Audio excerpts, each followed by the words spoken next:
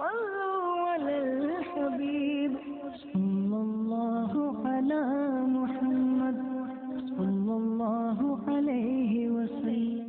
شرم آنی چاہیے ایسے بیٹے کو. تو زندہ ہے، اپنے بیوی بچوں کے ساتھ خوش ہے، اور تیرے ماں باپ اولڈ ہاؤس کے اندر ایڑیاں رگڑ رہے. ہمارے اسلام میں اولڈ ہاؤس گئے تھے، عید کے روز بھی گئے تھے ہمارے اسلامی بھائی اولڈ ہاؤس، جو میٹھی عید گزری. تو ہمارے وہ باپو بتا رہے تھے کہ ایک باپ کو ہم نے دیکھا کہ اس کی نظر دروازے سے نہیں ہٹتی تھی. عید کا دن تھا نا، اس کی نظر دروازے سے نہیں ہٹتی تھی، اسی امید پر کہ شاید بیٹا آج آ جائے گا. جب سے چھوڑ کر گیا ہے بیٹا مڑ کر نہیں آیا اولڈ ہاؤس میں. باپ کی نظریں دروازے سے لگی ہوئی ہے. اور ایک کے بارے میں ہمارے باپو بتا رہے تھے کہ ہم جب تک بیٹھے رہے اس کے آنسو نہیں رکتے تھے. یہ حال تو باپ کا ہے. چاہے ہمارے اسلامی بھائی تو اس جگہ جائیں گے نا جہاں باپ ہوتے ہیں، مرد ہوتے ہیں.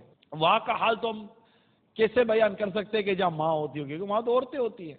ہو سکتا ہے کہ ان کو سنبھالنے والے بھی عورتیں ہوتی ہوں گی. وہاں تو اسلامی بہنیں جائیں تو پتہ چلے کہ ماؤں کا کیا حال ہے. اس کا تو حال عجیب ہوتا، کلیجہ منہ کو آتا ہوگا اس کا. 3 سال تک اس کی پرورش کی تھی، 10 سال تک اس کو پالا تھا. دروازہ کھول کر سیڑھی اتر جاتا تھا تو میرا کلیجہ منہ کو آ جاتا تھا کہ کسی حادثے کا شکار نہ ہو جائے بیٹا. سیڑھی اترتا تھا تو ڈر لگتا تھا میرے بیٹے کا پاؤں نہ پھسل جائے. گاڑی کا دروازہ کھولتا تھا تو بیٹا سنبھل کے بند کرنا، تیری انگلی نہ آ جائے. دراز کھولتا تھا تو چیخ نکلتی تھی کہ دراز انگلی آ جائے گی تو بیٹے کو تکلیف ہو جائے گی.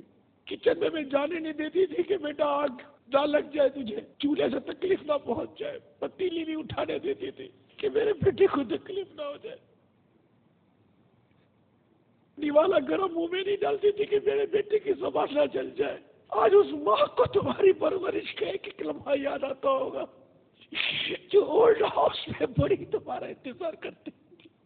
موت کی آغوش میں جب تھک سو جاتی ہے ماں، تب کہیں جا کر سکون تھوڑا سا پا جاتی ہے ماں.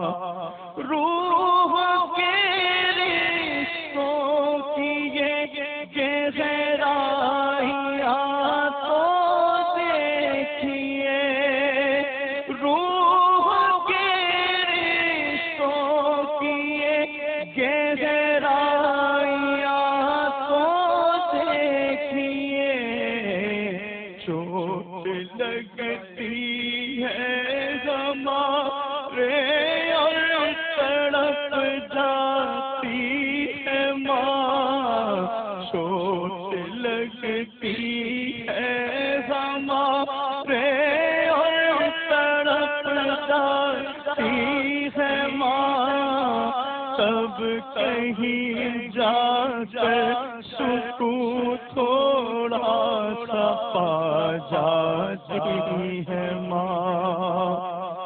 جانے کتنے برف سی راتوں میں ایسا بھی ہوا، جانے کتنے برف سی راتوں میں ایسا بھی ہوا. بچہ تو سینے پہ ہے گیلے میں سو جاتی ہے ماں. بچہ تو سینے پہ ہے گیلے میں سو جاتی ہے ماں. تب کہیں جا کر سکون تھوڑا سا پا جاتی ہے ماں. میری ماں، میری ماں.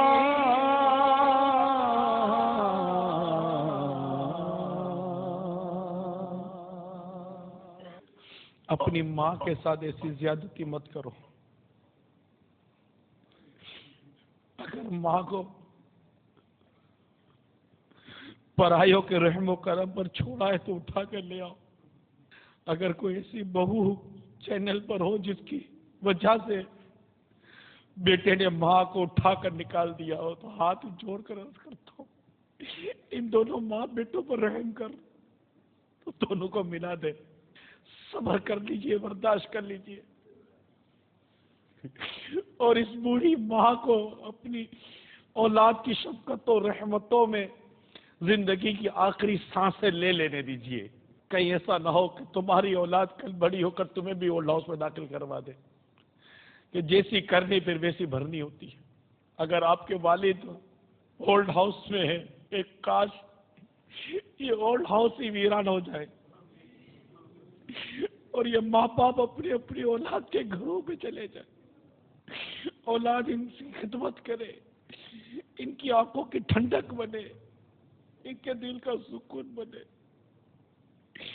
کتنے ماں باپ اولڈ ہاؤس میں پڑے ہوئے پوتا پوتی نوازا نواسی کو دیکھنے کو ترستے ہوں گے۔ تم عید کے دن کی خوشیاں مناؤ، وہ عید کے دن دروازوں کی طرف نظر کر کے بیٹھے ہوتے ہوں گے، ہمارے بچے آئیں گے، ارے سالوں گزر جاتے ہیں، تم ماں باپ کو دیکھتے نہیں ہو۔ صلوا علی الحبیب